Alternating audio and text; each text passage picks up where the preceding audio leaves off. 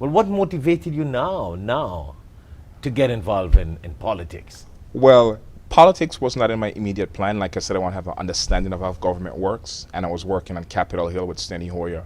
Then I worked for Richard Kodjere, who was President Obama's chief top consumer watchdog. He was So appointed. you were in Washington for some time? I worked in Washington for some time. Then I was assigned to Ohio to work on a campaign where Kodjere was a Democratic nominee for Ohio governor, and he was in President Obama's cabinet. And after we lost that election in 2018, my mom unfortunately had breast cancer, and I came back home to Florida to take care of her, to make sure she was taken care of, to take her to the doctors and that type of stuff.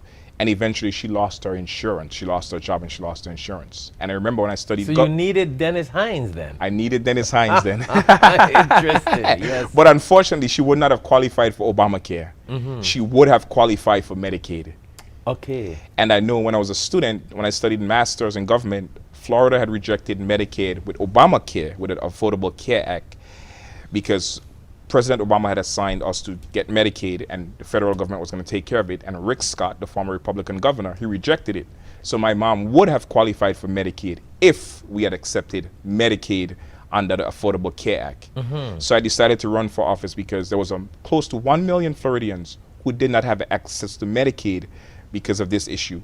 And I wanted to make sure that everyone get access to affordable health care. Even more so now during this COVID-19 pandemic, access to health care is very important. Whether it's Medicaid, whether it's the Affordable Care Act as in Obamacare, or whether it's any sort of health insurance.